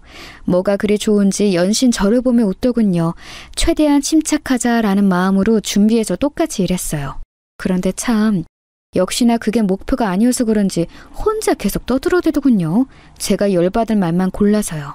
일부러 세게 미는데도 아픔을 참는 건지 아님 너무 오래 묵힌 때인 건지 잘만 참고서 얘기를 이어가더라고요. 아니, 좀 궁금하긴 했어요. 우리 아들은 이제 싹 다 잊고 새 출발했거든요. 애가 워낙 근면성실하다 보니 일도 너무 잘 풀리고 있고 앞으로 또 잡힌 계획도 많더라고요. 사이언기업 들어보셨죠? 그 외 있잖아요. 연예인들이 자주 홍보하는 곳. 거기랑도 새 프로젝트 하려고 준비한다 하더라고요. 우리 아들은 일낼 줄 알았다니까. 눈치 없이 자랑이 너무 길었나? 그래서 그쪽 딸은 아직도 거지처럼 지내요? 거지라는 말을 듣는 순간 저도 모르게 그 여자의 머리를 내리쳤습니다. 악 하고 비명을 지르는데 주위 사람들이 다 쳐다볼 정도였죠. 다행히도 마침 옆에 지나가는 사람이 있었어서 그 사람이 팔을 치는 바람에 한 실수였다고 둘러댈 수 있었어요. 그러자 그 여자 얼굴이 아주 불에 탄 듯이 붉어지더라고요. 그 얼굴을 보며 저는 편안히 말했습니다. 다행히도 우리 딸도 잘 지내요. 그런데 아무리 악연이라 해도 연은 연인가 봐요. 우리 딸이 새로 들어간 회사가 사연기업이거든요. 어쩜 이렇게 만난다. 아참, 그리고 거기 대표랑 재혼했어요. 부럽죠? 웃으면서 이 말을 하니 그 여자가 정말 뒷목을 잡으면서 곧바로 일어나더군요. 저에게 말도 안 된다면서 어떻게 제 딸 같은 이혼녀가 그 대기업 대표랑 재혼을 하냐며 큰소리치면서요. 저는 다행히도 우리 집으로 배달 왔던 꽃편지에 적힌 이름을 기억하고 있었죠. 그 회사 대표 이름이 박선우잖아요. 미혼의 젊은 대표. 우리 집으로 자주 선물도 보내요. 보여드려야 믿을 텐데 또 보여주기는 싫네. 하여튼 그렇게 알고 있어요. 곧 재혼할 텐데 축의금은 안 보내도 돼요. 결혼할 때 거지처럼 돈 한 푼도 안 보태준 집에서 벼룩에 간 빼먹는 거 나도 원치 않으니까. 마지막 말에 그 여자는 도저히 못 참겠다는 듯 씩씩거리며 목욕탕을 빠져나갔습니다. 얼마나 당황했으면 가는 길에 미끄러져 엉덩방아까지 찢더라고요. 주위에 있던 아주머니들과 아주 신나게 웃었죠. 그 뒷모습을 보며 어찌나 속이 시원하던지. 아니나 다를까 그날 저에게 모르는 번호로 문자가 왔더라고요. 거짓말하니까 기분 좋냐? 한심한 여편네 라고요. 그래서 조용히 딸이 받았던 꽃다발과 카드를 찍어서 보내줬죠. 그러자 답장이 없더라고요. 거짓말이면 뭐 어떤가요? 진짜로 딸이 재혼이라도 할까봐 그날부터 전전긍긍하면서 배 아파할 텐데 저는 그거면 충분해요. 기분이 좋아져서 그날 있던 일을 곧바로 딸과 남편한테 이야기해 주었는데 딸은 그저 웃고 남편은 못마땅해 하더라고요. 뭐하러 그런 거짓말까지 했냐고요. 남편이 제게 핀잔을 주자 딸이 제 편을 들면서 그 거짓말을 현실로 이루어줘야 속이 더 시원할 것 같다고 하는 겁니다. 그 대표랑 진짜 만날 거냐고 물으니 아직은 모르겠다고 모호하게 말했지만요. 다만 그 전 남편과 하는 프로젝트는 막을 수 있을 것 같다고 하더군요. 그렇게 될지 안 될지는 모르겠지만 듣기만 해도 제 몇 년간 묵은 한이 내려가는 기분이었어요. 그런데 일주일 후에 정말 속 시원하게도 그 남자가 딸아이 회사와 진행하던 일이 엎어졌다는군요. 이래서 사람이 죄짓지 말고 잘 살아야 하나 봅니다. 자신이 한 일이 이렇게 돌아올 수 있다는 걸 그 사람도 뼈저리게 느꼈으면 좋겠네요. 그 일이 있던 날 밤 남편이 제 손을 꼭 잡아주면서 얘기했습니다. 우리가 넉넉한 집안도 아니고 여유로운 형편도 아니지만 지금처럼 이렇게 정직하게 열심히 살아가자고요. 이렇게 살다 보면 분명 좋은 날이 있을 테니까 그 사실만 믿고 우리의 자리를 지키며 살아가자고 말해주었습니다. 저도 분명 가족들과 함께라면 그런 날이 올 거라 믿었죠. 딸애는 이제 곧 다시 한번 집을 나가 새로운 보금자리로 이동할 계획입니다. 자식을 내보낸다는 건 늘 한 치 앞도 알 수 없는 정글로 보내는 불안한 기분이에요. 그렇지만 더욱더 성숙해진 딸이 무슨 일이든 잘 해낼 거란 믿음이 생겼으니 전보단 편안해진 듯합니다. 일이든 사랑이든 딸의 선택이 옳은 길보단 행복한 길이었으면 합니다. 그동안 많이 힘들고 괴로운 시간들이었으니 우리 앞에 놓인 길은 평탄했으면 하는 바람으로요. 지금까지 저의 이야기를 들어주셔서 감사합니다. 좋은 하루 보내세요.